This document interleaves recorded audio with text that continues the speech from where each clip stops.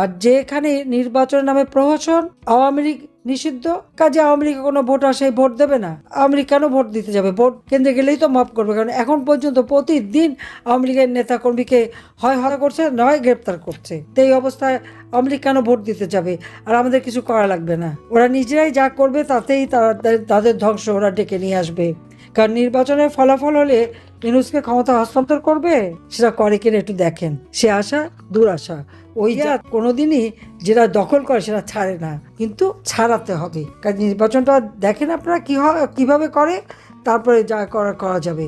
সবাই ইচ্ছা, আমার দৃঢ় বিশ্বাস জনতার জয় হবেই হবে। জালিয়াতের হাত থেকে দেশ আমরা রক্ষা করব। নির্বাচন নামে একটা প্রহসন করে যাচ্ছে। নির্বাচন রেজাল্ট বোধহয় এখনই তৈরি হয়ে গেছে। তার কারণ আপনারা দেখেন, হ্যাঁ ভোট দেওয়ার জন্য সমস্ত সরকারি প্রতিষ্ঠান সবাইকে ব্যবহার করছে। এটা কেমন করে হয়? তার মানে মানুষের মতামতের কোনো দাম নাই। ওই ইউনূস আবার এখানেও তার মেটিকুলাস ডিজাইন পালন করছে। একটা প্রতিষ্ঠানকে তাদের উপরে দায়িত্ব সবাইকে দিয়ে হ্যাঁ ভোট দেওয়ানো। কিসের হ্যাঁ ভোট? সংবিধানে হাত দেবার কোনো অধিকার ইউনূসের আছে? সে যে ক্ষমতা আসছে এটা তো অবৈধভাবে ক্ষমতা দখল করেছে। সে রীতিমতো গুন্ডামি করে, ডাকাতি করে ক্ষমতা দখল করেছে, জালিয়াতি করে ক্ষমতা দখল করেছে। এটা তো তার নিজের কথাই আসে, কত বড় জালিয়াত। তার তো নির্বাচন করারও অধিকার নাই। আওয়ামী লীগকে নির্বাচন করতে দেবে না, আওয়ামী লীগকে ব্যান করে। কিভাবে আওয়ামী লীগকে ব্যান করে আমার প্রশ্ন। আওয়ামী লীগকে ব্যান করে সে কে? আওয়ামী লীগ এদেশের মাটি মানুষের ভিতর থেকে গড়ে উঠেছে। এই দেশের স্বাধীনতা জাতির পিতা বঙ্গবন্ধু শেখ মুজিবুর রহমানের নেতৃত্বে আওয়ামী লীগ এনে দিয়েছে। বাংলাদেশ যে অর্থনৈতিক মুক্তি অর্জন করেছে, উন্নয়নশীল দেশের মর্যাদা পেয়েছে, শুধু আওয়ামী লীগ যখন সরকারে এসেছে তখনই সম্ভব হয়েছে। আওয়ামী লীগ এদেশের মানুষের জন্য কাজ করে। সেই জন্য আমাদের বিরুদ্ধে যত রকম আমার বিরুদ্ধে বদনাম আর কুৎসা রটাক, বিশ্বব্যাপী তার অর্থ ব্যয় করে আমার বিরুদ্ধে কুৎসা রটিয়ে বেড়াচ্ছে, আমাকে দুর্নীতিবাজ বানাচ্ছে, খুনি বানাচ্ছে। খুনি তো ইউনূস নিজে। কাজে এর হাত থেকে তো দেশকে রক্ষা করতে হবে, কারণ সে তো বাংলাদেশের সর্বনাশ করেই দিয়েছে।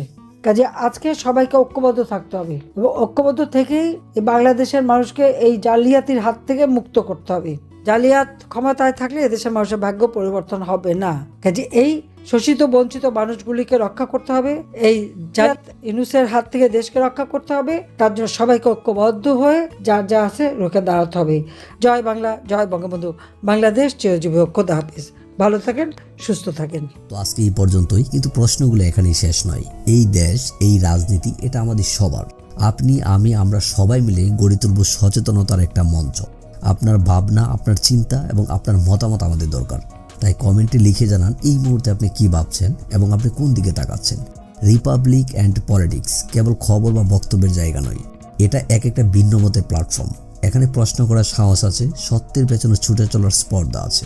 চ্যানেলটি ভালো লাগলে অবশ্যই সাবস্ক্রাইব করে পাশে থাকুন, কারণ একটা ক্লিকেই হতে পারে হাজারো অন্ধকার ভেদ করে আলো খোঁজা শুরু। ফিরছি পরের পর্বে আরও খোলামেলা বিশ্লেষণ নিয়ে। সে পর্যন্ত সবাই ভালো থাকুন, সুস্থ থাকুন। আল্লাহ হাফেজ।